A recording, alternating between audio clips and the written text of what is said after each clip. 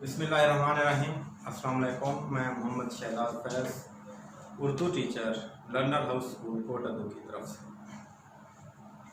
आज हमने जमात दहम का पहला सबक जो कि खाका निगारी है, मिर्ज़ा मोहम्मद सईद, शुरू करेंगे। इसके मुसन्निफ़ का नाम है शाहिद अहमद देहलवी। शाहिद अहमद देहलवी 1906 में पैदा हुए और 1967 में उन्होंने वफात पाई। निशान लगा लेंगे क्योंकि ये आमतौर पर MCQs और मुख्तसर सवालात में ये सवाल पूछे जाते हैं। वो डिप्टी नज़ीर अहमद देहलवी के पोते और मौलवी बशीरुद्दीन अहमद के फर्जंद थे।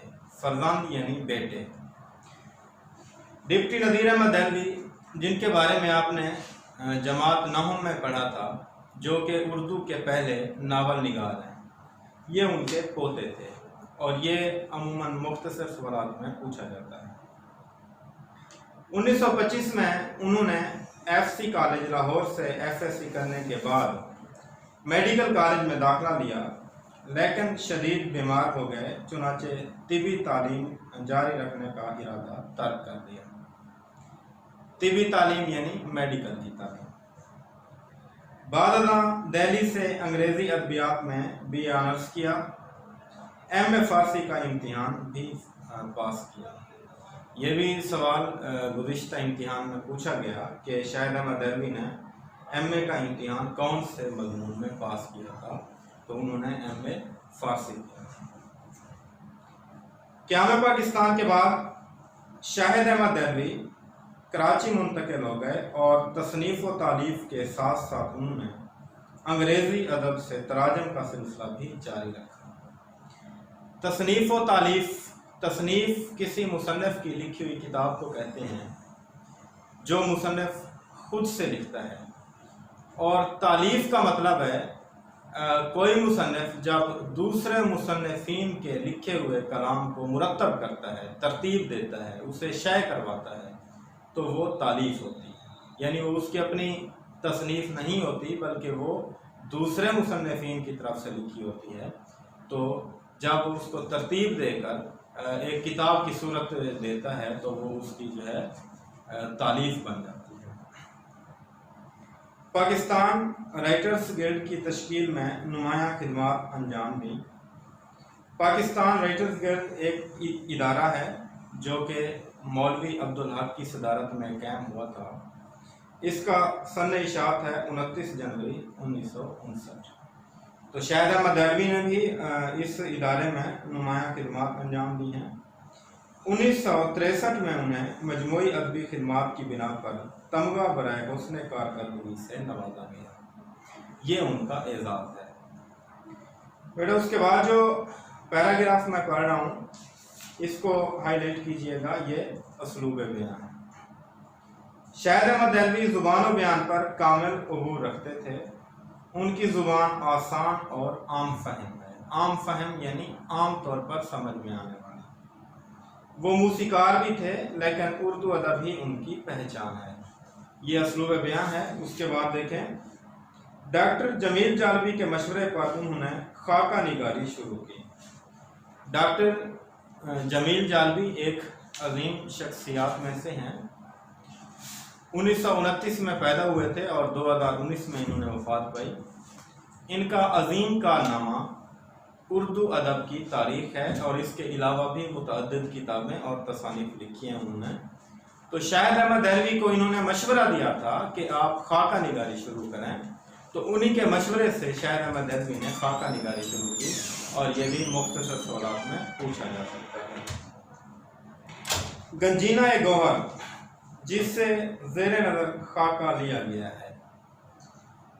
गंजीना गौहर ये शाहिद अहमद देहलवी की एक किताब है और ये खाका, जिसका नाम है मिर्ज़ा मोहम्मद सईद, ये इसी किताब से लिया गया है।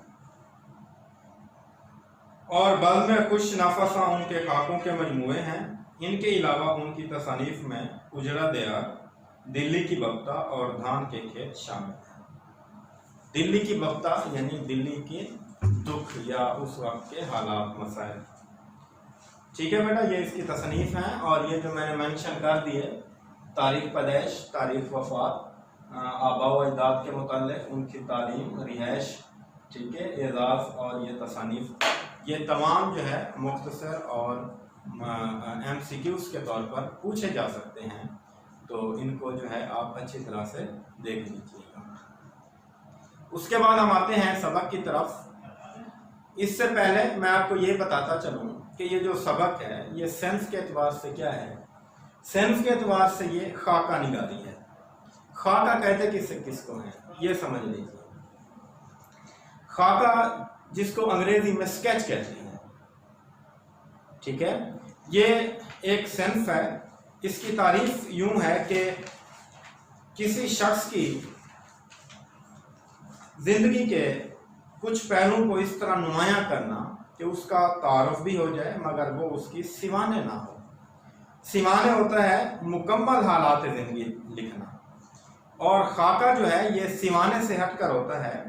यानी दूसरे लफ्जों में हम ये कह सकते हैं कि किसी शख्स की तस्वीर कशी करना, ठीक है, यानी उसके जो है आदात को इस तरह बयान करना कि उस शख्स की चलती फिरती तस्वीर नजर आए, ठीक है, ये खाका कहलाता है। खाके में उस शख्स के अफकार और किरदार, खूबियों और खामियों पर रोशनी डाली जाती है।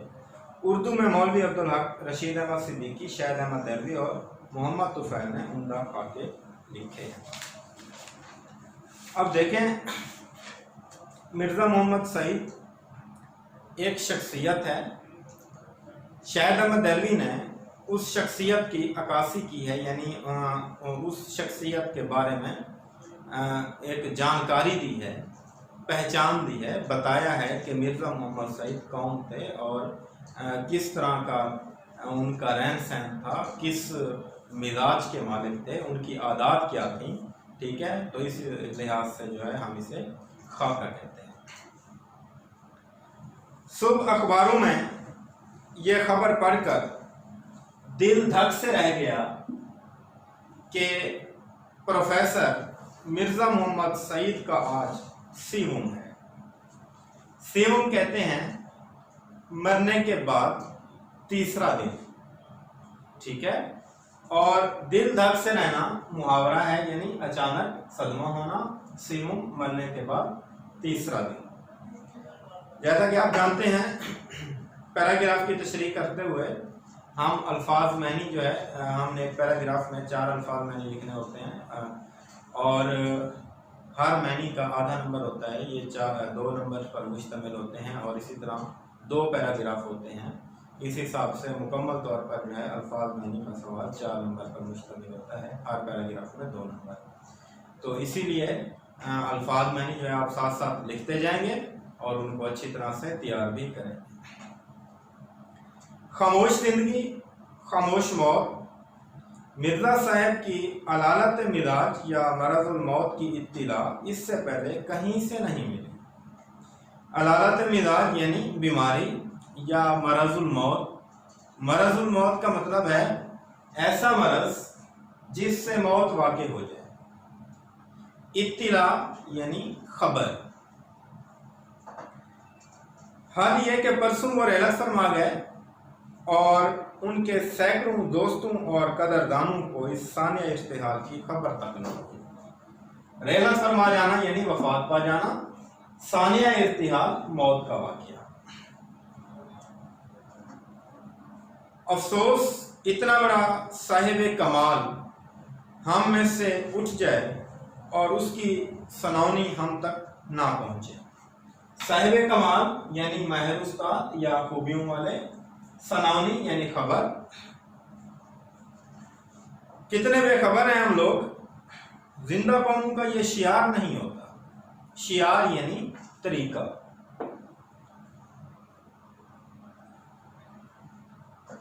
जिंदा कौम का ये शियार नहीं होता कि अपने अहले कमाल से गाफिल हो जाएं। ऐसी गफलत मुजरिमाना होती है। शायद ये हमारी गफलत ही की सदा है कि मिर्जा साहब को यूं एकाएक ही हमसे छीन लिया गया है, एकाएक ही, अचानक। इस पैराग्राफ के अंदर एक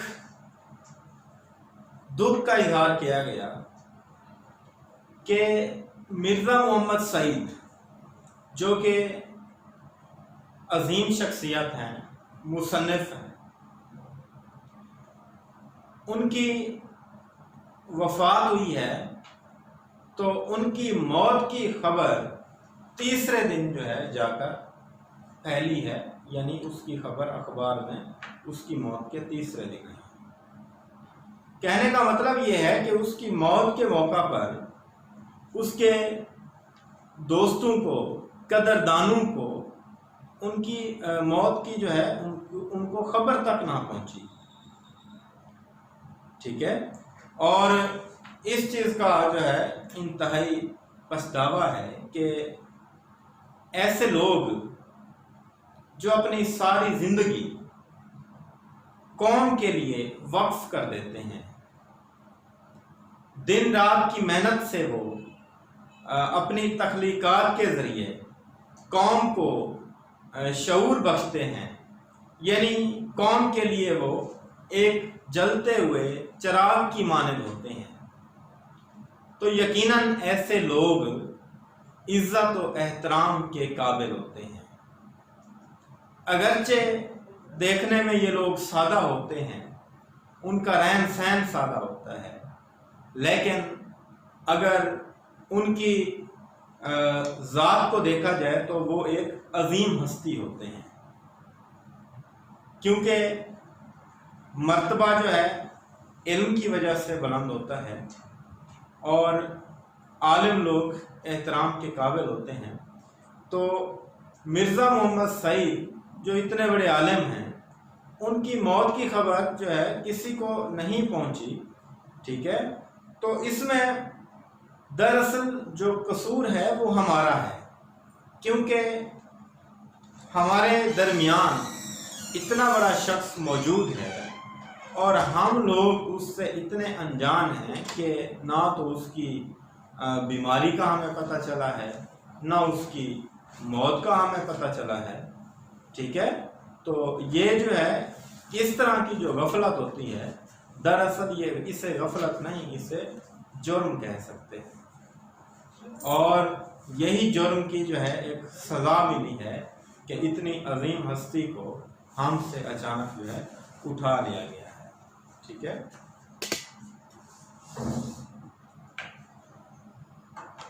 आलम की मौत होती है। आलम यानी इल्म वाला, और आलम कहते हैं जहान को, दुनिया को। आलम की मौत होती है। अभी हमको इसका अंदाज़ा नहीं हो सकता कि मिर्ज़ा साहब के रुखसत हो जाने से हमारा कितना बड़ा नुकसान हो गया है। अब उनकी अदम मौजूदगी रह कर हमें उनकी याद दिलाएगी। अदम मौजूदगी यानी गैर मौजूदगी, रह कर बार बार, और वक्त के साथ उनकी जुदाई का घाव बढ़ता चला जाएगा। घाव यानी गहरा जख्म। मिर्ज़ा साहब बहुत ही खामोश काम करने वालों में से थे, यानी इतने खामोश कि खुद उनके ज़माने के अक्सर लोग भी उनके इल्मी और अदबी कारनामों से वाकिफ़ नहीं हुए। दरअसल खुद मिर्ज़ा साहब शोहरत से घबराते थे। शोहरत यानी मशहूरी। पब्लिक प्लेटफॉर्म पर आना पसंद नहीं करते थे। पब्लिक प्लेटफॉर्म यानी अवामी गिरोह। सतैश की तमन्ना और सिले की परवाह से बेनियाज होकर काम करते थे अपनी तस्कीन के लिए। सतैश यानी तारीफ, सिला नतीजा, और तस्कीन तसल्ली। काम करते थे इसलिए कि उन्हें काम करना होता था। फरमाइशी काम उन्होंने सारी उम्र नहीं किए। उन्होंने अब से 55 साल पहले सर अब्दुल कादिर सर अब्दुल कादिर एक मारूफ अदीब और अल्लामा मोहम्मद इकबाल के गहरे दोस्त थे। तो सर अब्दुल कादिर के रिसाले मखज़न यानी खजाना रखने की जगह, बहरहाल ये रिसाले का नाम है, उनके रिसाले मखज़न में मज़ामीन लिखे, मगर शेख साहब की फरमाइश पर नहीं, बल्कि जब खुद उनका जी लिखने को चाहा। यहाँ पर मिर्ज़ा मोहम्मद सईद के मिजाज के बारे में बताया गया है कि उनका मिजाज क्या था। तो वो शोहरत पसंद नहीं थे, यानी उन लोगों में से नहीं थे जो ये चाहते हैं कि कोई अफसाना लिखने के बाद दुनिया में उनका नाम लिया जाए, बल्कि वो खामोशी से लिखते थे। और इसलिए लिखते थे कि वो लिखना चाहते थे, उनको लिखना होता था। फरमाइशी काम जो है वो कभी नहीं करते थे, यानी किसी की फरमाइश पर या जैसे आम तौर पर यह रिवाज था कि आम पब्लिशर किसी भी मुसन्निफ को कोई उन्वान दे देते थे और वो उस पर जो है कहते थे कि इस उन्वान पर जो है हमें कोई मजमून चाहिए। तो अक्सर मुसन्निफ जो है वो उनको लिख कर देते थे, लेकिन ये मिर्ज़ा मोहम्मद सईद के मिजाज के ख़िलाफ़ था। वो लिखते ज़रूर थे मगर अपनी मर्ज़ी पर लिखते थे, किसी के कहने पर नहीं लिखते थे, और फरमाइशी काम तो उन्होंने उम्र भर नहीं किया। हत्ता कि मखज़न रिसाले के अंदर भी अगर उन्होंने लिखा है तो इसलिए लिखा है कि उनका लिखने को जी चाहा, ना कि शेख अब्दुल कादिर की फरमाइश पर लिखा, बल्कि उन्होंने अपनी मर्जी से लिखा। उसके बाद देखें, मिर्ज़ा साहब किसी को खुश करने के लिए नहीं लिखते थे, मिर्ज़ा साहब पैसे के लिए भी नहीं लिखते थे। पैसे की तो उन्होंने कभी परवाह नहीं की, बल्कि पैसे के जिक्र पर वो चिढ़ जाते थे। चिढ़ जाना यानी नाराज हो जाना, और उन्हें मनाना मुश्किल हो जाता था। लाहौर के अक्सर पब्लिशरों ने मिर्ज़ा साहब से किताबें लिखवानी चाहिए और बड़ी बड़ी रकमें पेश की, मगर मिर्ज़ा साहब ने उन्हें एक लफ्ज़ भी लिख कर नहीं दिया। और जब अपना पहला नावल यास्मीन लिखा तो अपने एक शागिर्द पब्लिशर को बेमुफ्त दे दिया। बेमुफ्त यानी बगैर उजरत के। उसके कुछ अर्सा बाद दूसरा नावल ख्वाब हस्ती लिखा, उसे भी बगैर कुछ लिए दिए छपवा दिया। यानी मिर्ज़ा मोहम्मद सईद के लिखने का मकसद पैसा नहीं था, और पैसे के नाम से वो चिढ़ जाते थे, गुस्से हो जाते थे, और ऐसा गुस्सा करते थे कि उनको मनाना मुश्किल हो जाता था। और पैसे के लिए भी नहीं लिखते थे, शोहरत के लिए भी नहीं लिखते थे। तो सवाल ये पैदा होता है कि वो लिखते क्यों थे? तो वो अपनी तस्कीन के लिए लिखते थे, ठीक है। और अपने शागिर्दों का जो है वो ख्याल करते थे। अब देखें, एक नावल की बात हुई है, जो पहला नावल यास्मीन के नाम से है। यहाँ पर एक तो ये सवाल होता है कि मिर्ज़ा मोहम्मद सईद के पहले नावल का नाम क्या है, तो यास्मीन पहले नावल का नाम है। अब देखें, जब पब्लिशरों ने बड़ी बड़ी रुकूम पेश की कि हमें नावल लिख कर दें, तो मिर्ज़ा मोहम्मद सईद ने उन्हें नावल तो बहुत दूर की बात है, एक लफ्ज़ भी लिख कर नहीं दिया, ठीक है, बल्कि उनसे नाराज़गी का इजहार किया। और वही नावल जब मुकम्मल हुआ तो अपने एक शागिर्द पब्लिशर को बगैर किसी उजरत के दे दिया, ठीक है। और उसके कुछ अर्सा बाद दूसरा नावल। तो यहाँ पर बेटा एक सवाल पैदा होता है कि मिर्ज़ा मोहम्मद सईद के पहले नावल का नाम क्या है? यास्मीन। दूसरे नावल का नाम क्या है? ख्वाब हस्ती। अगर ये पूछ लेता है कि मिर्ज़ा साहब के दोनों नावलों का नाम लिखे हैं, तो फिर यास्मीन और ख्वाब हस्ती दोनों लिखेंगे। एक पब्लिशर साहब लाहौर से दिल्ली महज इस गरज से आए थे कि मिर्ज़ा साहब से नावल लिखवाएंगे। महज यानी सिर्फ, गरज, मकसद। मैंने उन्हें समझाया कि मिर्जा साहब नहीं लिखेंगे, मगर वो बड़े बड़े मुसन्निफों को खरीद चुके थे, ना माने। बोले हम उन्हें एक नावल का 1000 रुपया देंगे तो वो क्यों नहीं लिखेंगे।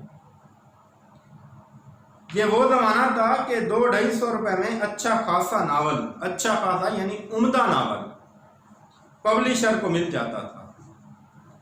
चुनाचे मुझे अपने साथ लेकर मिर्जा साहब की खिदमत में हाजिर हुए।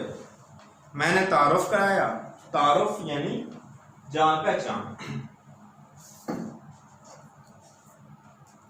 मैंने तारुफ कराया। मिर्जा साहब का माथा ठनका।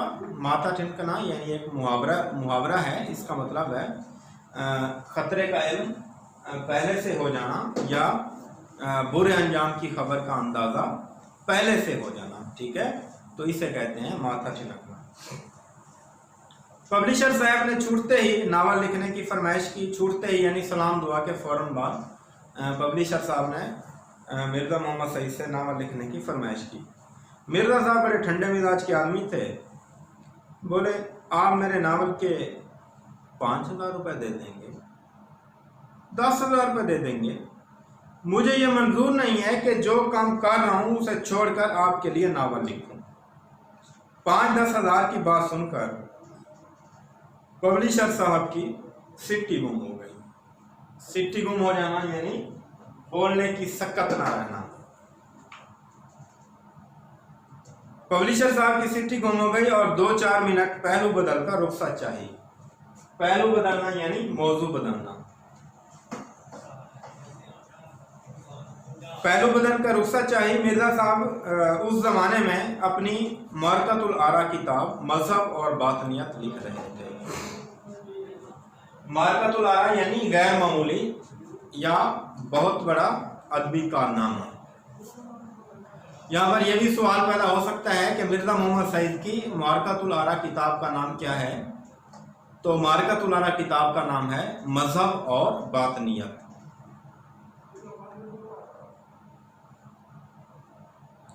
जिसे मुकम्मल होने के बाद उनके दोस्त प्रोफेसर ताजवर नजीब आबादी के मुतालिक थोड़ा सा तारुफ दिया गया है। ये हाशिए के नीचे देखें। ताजवर नजीब आबादी नामवर शायर और अदबियात के आलिम थे। उनके शागिर्दों का हल्का खासा वसी था। तो उनके प्रोफेसर दोस्त ताजवर नजीब आबादी उनसे ले गए और लाहौर से वो किताब शाये हुई। मिर्जा साहब का सिर्फ यही एक इल्मी कारनामा है, मगर ऐसा कारनामा कि उर्दू की अगर 100 उम्दा किताबें छांटी जाएं तो उनमें मजहब और बातनियत को ज़रूर शरीक करना पड़ेगा। मजहब और बातनियत का मर्तबा जो है वो क्या है कि उर्दू अदब की अगर 100 उम्दा किताबें छांटी जाएं तो उन 100 किताबों के अंदर मजहब और बातनियत को भी शामिल करना पड़ेगा। यानी इतना बड़ा इल्मी कारनामा ये मिर्जा मोहम्मद सईद का है, ठीक है। अब देखिए इस पैराग्राफ को, यहाँ पर वाकया निगारी की गई है कि एक पब्लिशर लाहौर से दिल्ली सिर्फ इसी मकसद से आए थे कि मिर्जा मोहम्मद सईद से नावल लिखवाएंगे और उस नावल की मिर्जा मोहम्मद सईद को कीमत देंगे। यानी मिर्जा मोहम्मद सईद को वो खरीदना चाहते थे, ठीक है। यानी उसकी वजह ये है कि वो जो पब्लिशर था इससे पहले कई मुसन्निफीन को खरीद चुका था। मतलब ये है कि वो उनको पैसे देकर अपनी मनचाही तहरीर जो है लिखवा चुका था। तो मुसन्निफ बताते हैं कि मैंने उन्हें रोका है कि मिर्जा मोहम्मद सईद लिख कर नहीं देंगे आपको। तो वो बोले कि 200-250 रुपये जो है हम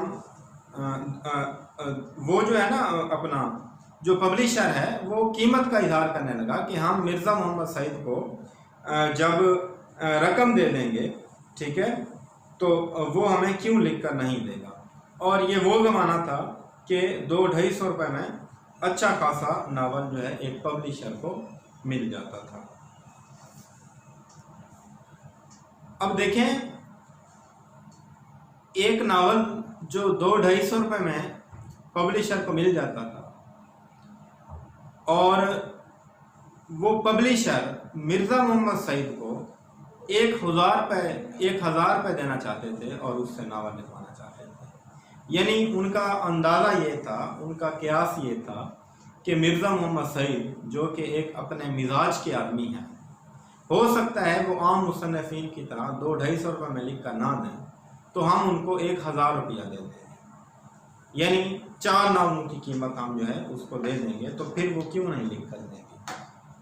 अब देखें, ये जो है उस पब्लिशर की सोच थी, जबकि शाहिद अहमद देहलवी ने उन्हें रोका है कि वो ऐसा नहीं करेंगे, लेकिन पब्लिशर नहीं माने। तो जैसे ही पब्लिशर मिर्ज़ा मोहम्मद सईद के पास पहुँचे तो सलाम दुआ के फ़ौरन बाद जो है उन्होंने मुतालबा किया कि मिर्ज़ा साहब, हम आपसे नावल लिखवाना चाहते हैं और उसकी कीमत भी देना चाहते हैं। तो मिर्ज़ा साहब ने जवाब दिया कि आप मुझे क्या कीमत देंगे? 5,000 दे देंगे, 10,000 दे देंगे। अब कहाँ वो ज़माना कि 200-250 रुपये का नावल मिल जाता था। पब्लिशर की सोच थी 1,000 रुपये देने की। मिर्ज़ा मोहम्मद सईद ने कहा कि आप मुझे 5,000 दे देंगे, 10,000 दे देंगे। अब पब्लिशर ने जब 5-10 हज़ार की बात सुनी तो उसको मज़ीद बोलने की जुर्रत ना हुई। वहीं जो है ना वो खामोश हो गया कि मेरा अंदाज़ा 1,000 का था और मिर्ज़ा मोहम्मद सईद 5-10 हज़ार की बात कर रहे हैं कि अगर आप 5,000, 10,000 रुपये भी दे देंगे तो फिर भी मुझे मंजूर नहीं कि जो काम मैं कर रहा हूँ पहले उसको छोड़कर पहले जो है मैं आपके लिए नावल लिखूँ। और वो काम उस वक्त जो मिर्ज़ा साहब कर रहे थे वो क्या था? वो अपनी किताब जिसे हम मारकतुल आरा किताब कहते हैं, यानी बहुत बड़ा इल्मी कारनामा, गैर मामूली किताब, मज़हब और बातनियत, तो उस वक्त मिर्ज़ा साहब वो किताब लिख रहे थे, ठीक है। और वो किताब कोई आम किताबों में से नहीं है, बल्कि उसका बहुत मर्तबा है। आमतौर पर यह सवाल पूछा जाता है कि मिर्ज़ा साहब की मारकातुल आरा किताब का नाम और मर्तबा लिखें। तो दो यहाँ पर सवाल बनते हैं। पहला ये है कि मारकातुल आरा किताब का नाम क्या है? तो नाम मज़हब और बातनियत है। और उसका मकाम या मर्तबा क्या है? तो उसका मर्तबा ये है कि उर्दू की अगर 100 उम्दा किताबें छांटी जाएं तो उनमें मज़हब और बातनियत को ज़रूर शामिल करना पड़ेगा। ये इस किताब का मर्तबा है, ठीक है। और यही किताब जो है उन्होंने अपने दोस्त जो कि प्रोफेसर थे ताजवा नजीब आबादी, ठीक है, वो ताजवा नजीब आबादी मिर्ज़ा मोहम्मद सईद से ये किताब ले गए थे और उन्होंने लाहौर से इसको पब्लिश कराया था, ठीक है। तो ये हमारा लेक्चर यहाँ तक इख्तिताम को पहुँचता है। अगला जो है बाकी सबक जो है अगले लेक्चर में जो है इंशाअल्लाह आपको ज़रूर वो भी आप तक पहुँचेगा। अल्लाह हाफ़िज़।